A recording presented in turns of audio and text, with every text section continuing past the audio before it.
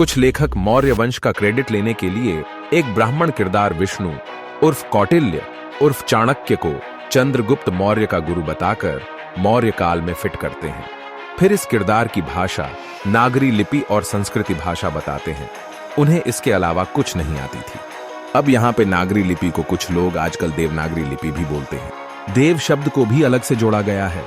ये भी इनकी चाल का ही एक हिस्सा है और इस क्लेम के लिए पिछले 100 सालों के अंदर स्पेशली टीवी आने के बाद एक संस्कृत किताब और उसका हिंदी रूपांतरण चाणक्य नीति और अर्थशास्त्र नाम की किताब प्रचारित की जा रही है।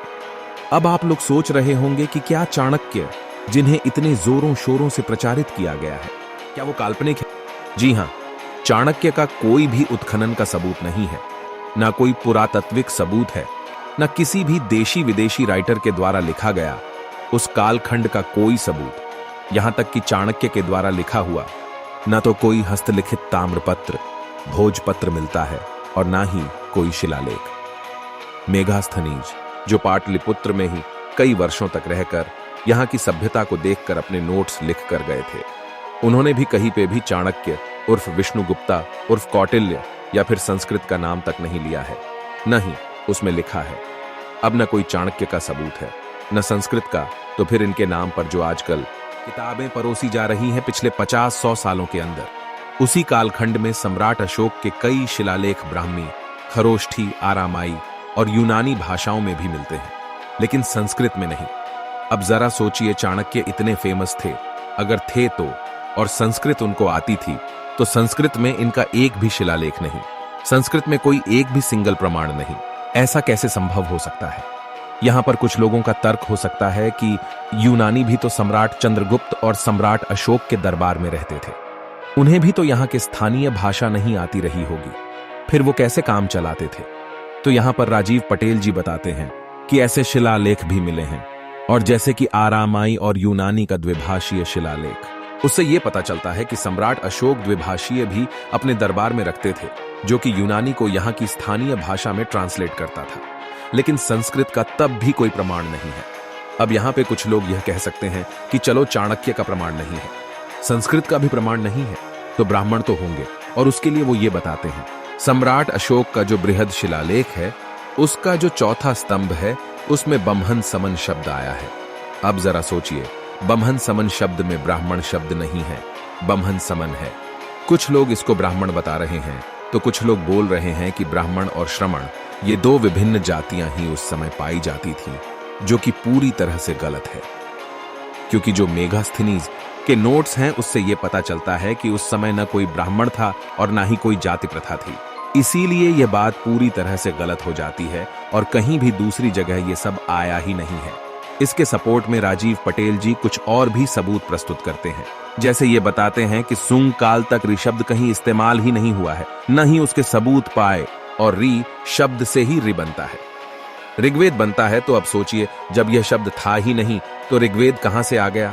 यानी कि ऋग्वेद जो शब्द आया है वो भी सुंग काल के बाद का है। वो अलग बात है कि उसके भी सबूत सिर्फ 500 साल पहले के ही लिखित में मिले हैं।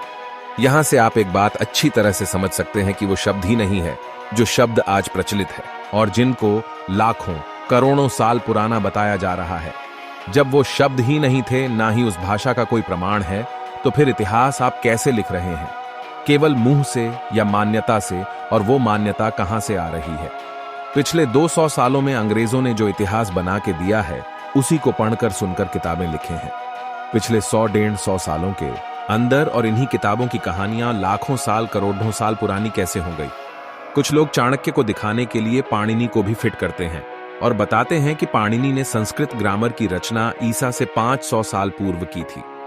अब जरा सोचिए, चाणक्य का कोई सबूत ही नहीं है और पाणिनि का भी कोई सबूत नहीं है और ना ही संस्कृत का सबूत है, ना उत्खनन में है, ना किसी नोट्स में, ना किसी शिलालेख में। तो कहां से ये कहानियां आ गई? इतिहास कहां से लिखा गया है? मान्यता से, जो भाषा प्रचलन में ही नहीं थी। वर्ण व्यवस्था का कोई सबूत नहीं मिलता, ना ही ब्राह्मण का, ना ही संस्कृत का, न कोई शिलालेख, न कोई देश विदेश के नोट्स में या दर्ज है कि रामायण, महाभारत, वेद, उपनिषद, पुराण, आर्यभट्ट का सुश्रुत संहिता, गीता जैसी किताबें उस समय कोई याद रखता था और पीढ़ी दर पीढ़ी ट्रांसफर करता था। यह उस समय के लिए बहुत बड़ी बात होती, अगर ऐसा होता तो जरूर इसे उस समय के तत्कालीन राजा किसी शिलालेख पे संरक्षित जरूर करवाए होते, या जो विदेशी लोग आए उन्होंने, जो कि छोटी छोटी बातों को भी अपने नोट्स में दर्ज किए हैं, वो भी इसे अपने नोट्स में कहीं ना कहीं मेंशन जरूर किए होते हैं। लेकिन ऐसा तो कुछ मिलता नहीं। तो ये पूरी तरह से एक षड्यंत्र का हिस्सा लगता है, जो पिछले 150 से 200 सालों के अंदर लिखी गई है। और हम जानते हैं कि 20वीं सदी आते आते बहुत सारे संस्कृत विद्यालय खोले गए और उनमें दिन रात संस्कृत की किताबें ही लिखी जाती हैं, छापी जाती है। वहीं से ये सारी चीजें छपी छपाई और उसको हजारों साल पुराना बताकर प्रचारित किया जा रहा है। तो इस तरह के बहुत सारे प्रमाण राजीव पटेल जी अपनी किताब बुद्धिजीवियों के षड्यंत्र में प्रस्तुत करते हैं, जो उत्खनन से रिलेटेड और देसी विदेशी राइटरों के जो सबूत हैं उस कालखंड के उसके आधार पर लिखे हैं।